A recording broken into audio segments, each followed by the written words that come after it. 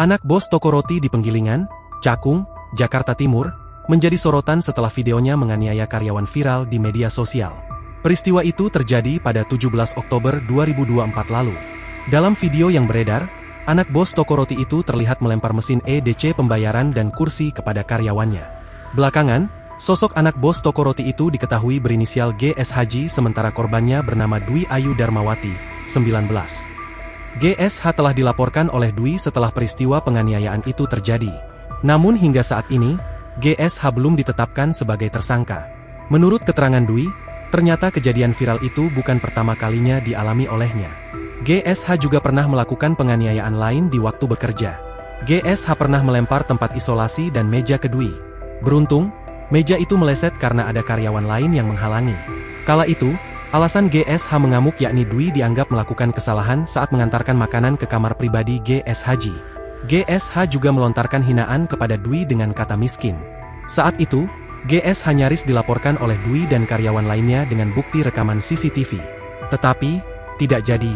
Kita punya videonya, kita bisa melaporkan ke polisi, kata Dwi, Jumat, 13 Desember 2024, dikutip dari Tribun Jakarta. Terus dia ngomong orang miskin kayak lo mana bisa melaporkan gue ke polisi.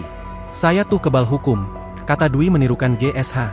Sementara itu, saat kejadian yang terekam viral, GSH mengamuk karena Dwi menolak mengantarkan makanan ke kamar pribadinya. Saat itulah Dwi akhirnya memutuskan untuk melaporkan kasus ini ke pihak berwajib. Kalau luka yang sampai berdarah hanya di kepala terkena ujung loyang membuat kue.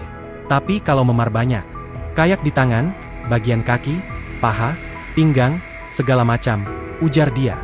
Dwi melaporkan kasus tersebut ke Sentra Pelayanan Kepolisian Terpadu Polres Metro Jakarta Timur. Namun hingga memasuki bulan Desember ini, Dwi mengaku belum menerima informasi bahwa GSH telah ditetapkan sebagai tersangka. Saya belum dapat informasi penetapan tersangka. Terakhir saya sekitar bulan November di Polres cuman BAP doang, kata Dwi. Dwi juga tidak mendapat informasi terkait perkembangan penyelidikan laporan yang sudah diterima SPKT Polres Metro Jakarta Timur dengan sangkaan pasal 351 tentang penganiayaan. Rekan kerja Dwi yang mengetahui kejadian dan bersedia menjadi saksi kasus pun sampai sekarang belum dimintai keterangan oleh jajaran Satreskrim Polres Metro Jakarta Timur. Menurutnya saat pelaporan anggota Polres Metro Jakarta Timur menyatakan akan melayangkan surat panggilan pemeriksaan saksi kepada rekan Dwi, tapi surat tersebut tak kunjung diterima. Saya sih berharapnya bisa mendapatkan keadilan. Karena banyak korban sebelumnya, sebelum saya itu banyak, ujarnya. Download Tribun X sekarang. Menghadirkan lokal menjadi Indonesia.